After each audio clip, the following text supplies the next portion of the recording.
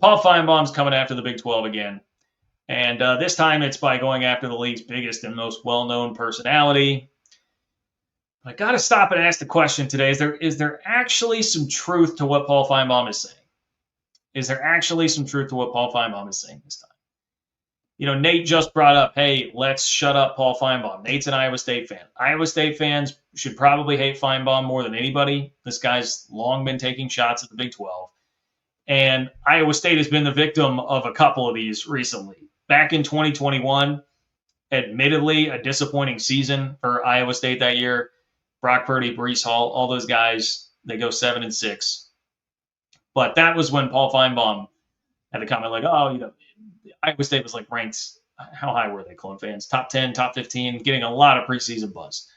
And when they struggled, Finebaum was like, look, don't ever tell me about Iowa State again. I'm never buying Iowa State hype again. Don't ever tell me about that again.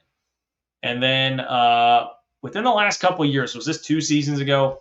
He's talking about environments, and someone had mentioned like Iowa State being a tough place to play, and he said, go to Starkville at night. Like he's talking about the lower level SEC venues and basically trying to say a Big 12 venue cannot compete with that, which Paul Finebaum should be forced to go experience Ames in a night game, I would say, and then get back to me on that. That's some slanderous stuff there. And then criticized Brett Yormark recently for prioritizing his own self-interest over the greater good of college football, which is quite the hilarious comment coming from anybody with stark SEC bias or based in SEC country.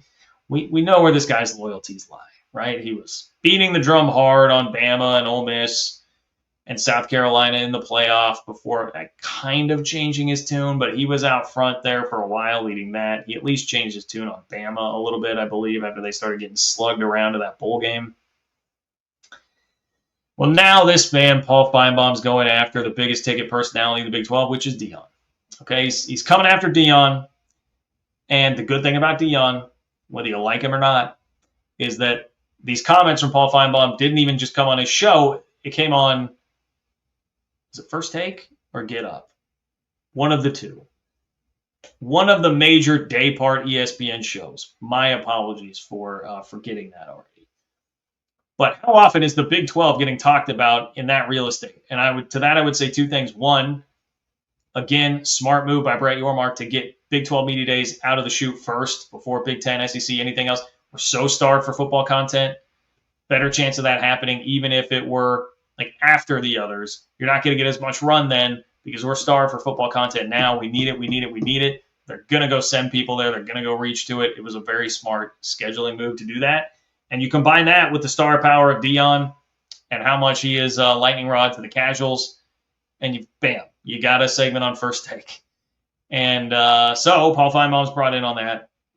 They were talking about one of the comments Deion made. I believe this was at the coaches roundtable, and he was talking about a salary cap, that we need a salary cap in college football. And his problem with it was that, hey, big stars should get paid, but it's frustrating when you've got a guy who's not a big star and someone's going to throw $500,000 at him, and so now you've got to pay him that, or he's going to leave your roster, and it's a little bit out of control because of that. And so Paul Finebaum gets very frustrated about that and says, on the salary cap, quote, it may happen one day, but they need to solve some more basic problems first. And then he comes after Deion specifically and says, quote, he just changes the narrative depending on who is on his team. So he's calling him out for the fact that Shedeur Sanders and Travis Hunter are not on the team anymore. He said, quote, would Deion have been in favor of a cap then, as in when they were on his team? Of course not. Well, a couple of things here. One, Finebaum, I think, is a little bit off in what he is saying here, because I think the assumption is, well, look how much the 2 players there, Shedeur and Travis Hunter, would have taken of your cap had there been a cap. But last year, Deion was he's enough of a magnetic personality and people want to go play for him. Obviously, one of the guys was his son. Okay, I understand that. But Travis Hunter didn't even take money from Colorado's collective. I don't think either of them did. They had these NIL deals outside of themselves. But when you're playing for Coach Prime, you're going to get some of that extra spotlight. You'll have more earning potential with NIL deals like that. So Coach Prime kind of Deion leveraged himself to help that happen to where it wasn't, even if there were a cap last year, wouldn't have been eating up part of the cap. Because that's what happens when you get into the orbit and the sphere of Dion. So I think that's a little bit off, Finebaum. I think that's a little bit off. I think that's a little bit unfair. He also insinuated that this was, well, he didn't insinuate, he directly stated this was a way for Dion to say, hey, my team is going to be boring and not very good this year, so let's talk about something else. That I also think is very unfair. I also think that is very unfair. Like, we'll discuss the merits of whether or not the team will be exciting or good in just a moment. But do I think this was all some calculated play? Like, Dion really doesn't care about that at all. And he's so calculated that, one, he doesn't believe the team is going to be good. And two, he believes they're not going to be good and he wants to create some distraction by throwing that out there. I don't think you know Dion very well at all if that's the case. You think Dion legitimately doesn't think this team's going to be good? No, man, I think Dion absolutely thinks that this team is going to be good. If you're going to accuse him of creating a different storyline, it's like, I mean, he brought both quarterbacks there who are competing for the job. Like, he's throwing storylines at you with that. It's not, hey, look, we need a salary cap. Also, the context of that roundtable, like, they're being asked questions. Like, to me, that just didn't feel at all like a calculated Dion's going out of his way to say that. That felt a little unfair from Paul Finebaum, which shouldn't really be too surprising. But is his point on this team not actually being very good or entertaining correct is the thing. That's one thing I might say is a fair criticism. I wouldn't might say it. I will say it. I think that's a fair criticism from Paul Finebaum. And Colorado's team might be mediocre and kind of boring this year. I mean, you think about where Colorado has been. First of all, Travis Hunter wins the Heisman. Magnetic player. Everybody wants to watch him. But then you've got Shedeur, who was the bigger story in the draft. I mean, think about the draft coverage this year. It was all about Shedeur Sanders until he got drafted. And then even after he got drafted, still pretty Shedeur heavy, right? That's how we covered the entire freaking NFL draft this year, because there was that much pull around the guys that were on the team last year. Really, no matter what happens, even if you got equally as talented a quarterback and receiver / DB combo as those two, they're not going to get as much attention as what happened last year. So inevitably, it's going to be a little more boring. You've also got, I think, just some novelty for Dion wearing off. Now that, it's going to be his third year as a coach. He's not moving conferences this year. It's his second year in the Big 12.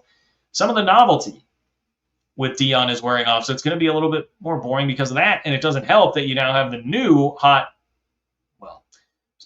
young thing. No offense, Bill Belichick. I don't think we're checking that young box. But the new, oh, wow, look at this big national name that casuals are going to pay attention to head coach is now Bill Belichick. And he's kind of taken that from Coach Prime. Now, maybe Coach Prime likes that. But that'll take some of the shadow or some of the spotlight off of him. He can move in the shadows a little bit more, and that's better. Maybe.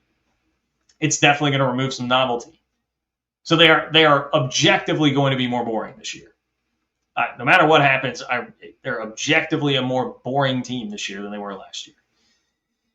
Are they going to be better? I mean, I think it would take like Caden Salter or Juju Lewis if he's going to be ready right away. It's got one of those guys has to be a superstar if this team's really going to be better.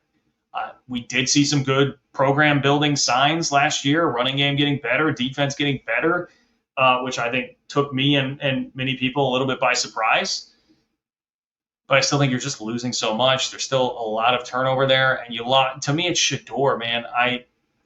Travis Hunter's amazing, deserved the Heisman Trophy, but Shedeur was kind of a miracle worker with that offensive line, and unless that's really changed, I just have a hard time seeing Caden Salter or Juju Lewis being that type of guy, and I think it's going to lead to them taking a step back to being like a 7-5 sort of team. But hey, Colorado haters would sit here and say, John, you said that last year, and look what happened. Fair enough. Maybe it's another 9-3 year.